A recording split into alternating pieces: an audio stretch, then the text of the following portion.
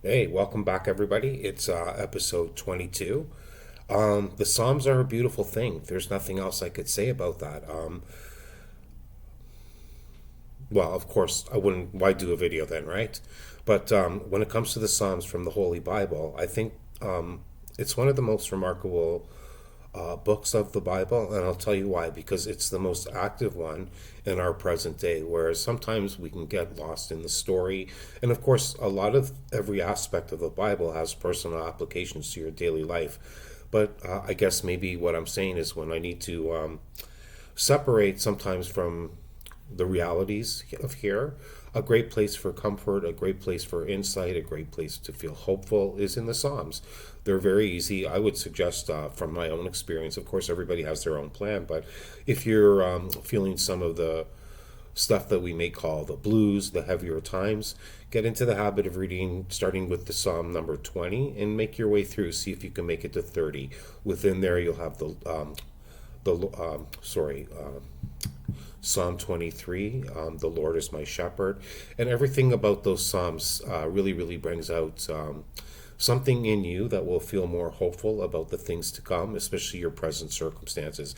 I wouldn't be surprised if you felt a little bit lighter or disengaged from the hardships, internal struggles you might be going through, right? So, again, you want to take a break from that because sometimes just living in those realities is very difficult and it doesn't really produce too much in the solution zone, right? So, when we think about God our Father, the Creator, however your heart feels about that expression, the term that's right for you. But when we think about that, that's really above us. I mean, it's like being in a plane. How big are your problems down here? They're huge when you're down here, but when you're on a plane, sometimes you'll get that split shift of reality where it's like, oh my gosh, like big problems down there. Up here, it's not so. Point being, disengage from the problem to see if we can follow into a solution process for what we need to address right now in our lives. Could be finances, could be health.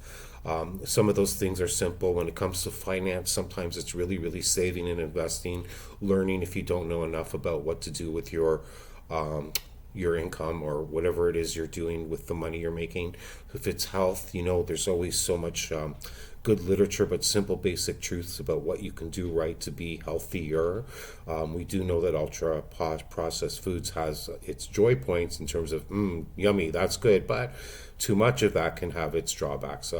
Again, not singling out anything. We just seem to know that natural is naturally good, right?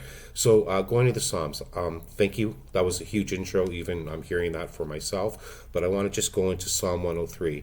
I see amazing podcasters or videos on YouTube just read directly from their other source. In this case, I've got just my tech here, and I'm just going to read you a beautiful passage. And if there's anything you take away from this, just take away the first statement I'm going to say, and then the last statement that you're going to hear as I read this to you. And again, everything in between is absolutely beautiful. But again, first and last, see what it says. And then if you can remember that for yourself all through the day, or if you get troubled by anything, then definitely keep that thought you hear, keep it to yourself in a way where you can just repeat it from your heart, from your mind, and you'll see what I mean. I'm just kind of really throwing out nothing until I start reading, and you'll get it right away. Here we go. What's the song? Psalm 103.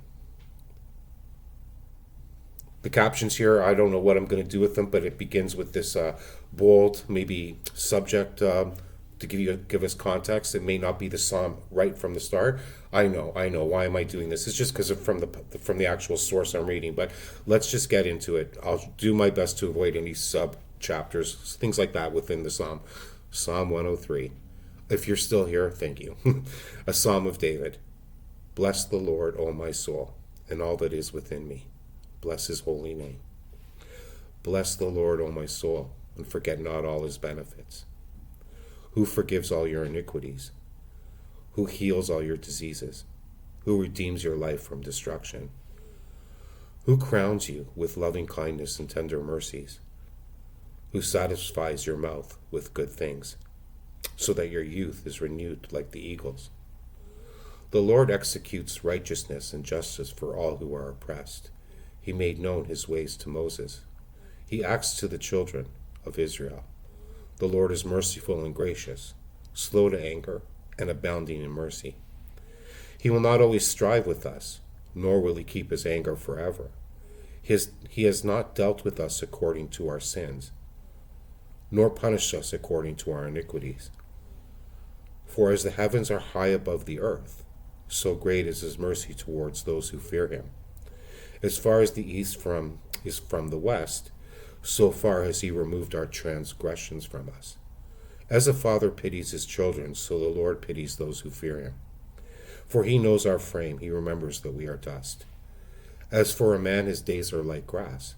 As a flower of the field, so he flourishes. For the wind passes over it, it is gone, and its place remembers it no more.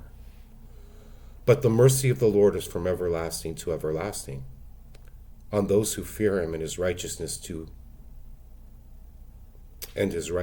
children's children, to such as keep his covenant, and to those who remember his commandments to do them. The Lord has established his throne in heaven, and his kingdom rules over all. Bless the Lord, you his angels, who excel in strength and do his word. Bless the Lord, all you his hosts, you ministers of his, who do his pleasure. Bless the Lord, all his works, in all the places of his dominion. Bless the Lord, O my soul. Done. So bless the Lord, O my soul. If we're going to give this any heading, it's that. The first sentence and the last sum it up perfectly. Now, there's a lot going on there, and remember, if I'm going to tell you my take on the Bible, I don't delve into how historical is it. I don't really weigh into the arguments. I do know, for me, I love books, okay? So just short story. I think in my journey of reading books, definitely in my younger days, Stephen King was a great author, and I read many of his works because it was compelling to read and keep reading. Then I came across another great writer named Jeffrey Archer. Again, these guys were amazing writers in my opinion, and I'm just talking about the writing, not necessarily their content, but let's talk about the writing. Smooth, fluid, keeps you engaged. But it came to my conclusion that in all my years of living, as much as I love to write, as much as I love to read, the Bible is the only book I keep going back to, and it seems to be living. Nothing about it is stale, nothing about it gets shelved. It's a renewable resource in your life. And if you want to know that the symbols, like the symbology there, you'll hear sins, you'll hear heavens. Well, remember just some of the things I was trying to share with you about the disengagement from the problem. I know it's impossible to take a break when there's something very threatening, whether it's psychological or it's actually real. Of course, I understand you've got to feel like you've got to deal with it. And if there's a fire, you've got to put it out, right? Like you can't just go and, hey, where's the Bible? No, it's not one of those things. You got to be very alert to what you got to do in those moments. But for those worry times, worry, well, guess what? You'll produce nothing but more worry, probably elevate your feeling of like not being well, could be even producing something where you feel sick about things, and it's not what we want. We want to go in the other direction at the soonest possible time. And to me, if you don't know how to get there quickly, just start reading the Psalms. Read them out loud even. But, when it comes to this part of life, I was really big on promoting the power of the word, my own experience with understanding Jesus in the life of living for people who get it, believers, if I can use that term. But again, I don't weigh in on anything, because if I even talk to you about that, it's going to be about love. There's nothing about what I want to do that will illustrate a difference in love to any one person. I know that we're living in a world where, yes, of course, I don't want to, it's not that I have an opinion about what we eat, whether it be pork, whether it be beef, chicken, geez, if you've tried fried chicken and bacon, oh my gosh, you know what I'm saying? But you don't want to go too much into those things, because we know, as we were saying earlier, they can cause you some health problems if you do it way too much. Just to give you an example, so I'm not putting down any food. I just wanted to say, if you got to take care of things on the fast front, do it. If you got to take things on the slower front, where you start to change your patterns of living better, do it too. But also for your mind, I know I digressed. I really went on a huge wow. But for now, just remember, I was telling you the whole purpose of this video is get back to the Bible. It's a beautiful place. Again, I don't want you to maybe get into the historical parts, the wars, the chapter like Exodus. It's beautiful. Every part of it's beautiful. But the Psalms, if you need some fast action relief, the Psalms are your place. Wherever you can start is great for you. There's some other Psalms I'll get into. I won't be able to read them, but there's Psalm 119. Very, very powerful.